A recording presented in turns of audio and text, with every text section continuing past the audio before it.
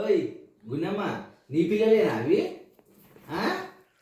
నీ పిల్ల ఇగో, నీ పిల్లలు ఇవే, ఇవి నీ పిల్లలు.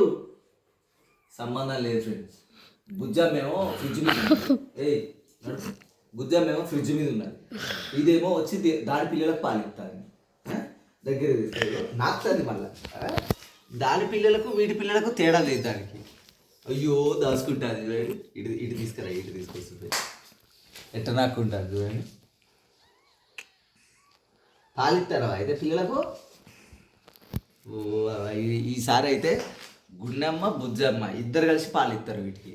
అంటే మన పిల్లలకి ఇక డోకా లేదు ఇక పాల విషయంలో. ఏడు పెట్టింది సంత, ఒక సంత. సత్తిబాబు సంతని పెంచింది.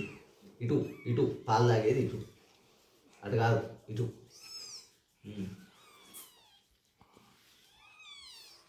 దొలాడతాను. మేవ్ మేవ్.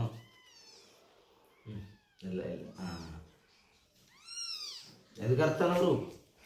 సరే ఇక మీరు రండి. ఇక మీరు ఆ మమ్మీ ఈ మమ్మీ మీకు పాలు ఇస్తలేదా? అరే ఎవరో పాలు ఇస్తలేదా? ఇక పాలు పెట్టిన తాగండి, తాగండి పాలు,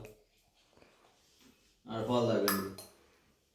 పాపం వాటిని వదిలేసినాయి. ఇది కూడా వాటి పిల్లలే అనుకుంటాను.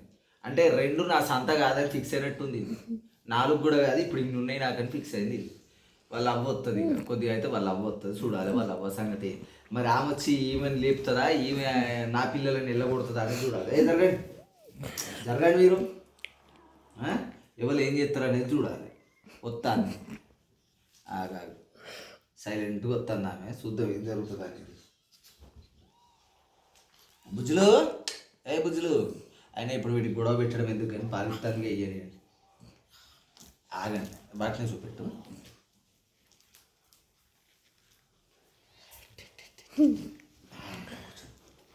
నీకు కొన్ని అయితే కూర్చో, కూర్చో.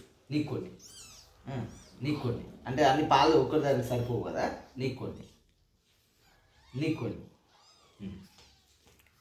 ఏంది 4 5 3 2 అంతే. ఇక చూడండి ఫ్రెండ్స్, అటుకొని ఇటుకొని పాలు ఎట్లు ఇస్తలేదు చూడండి. అట్లుంటుంది మరి వాళ్ళతోని. పెద్ద వేలి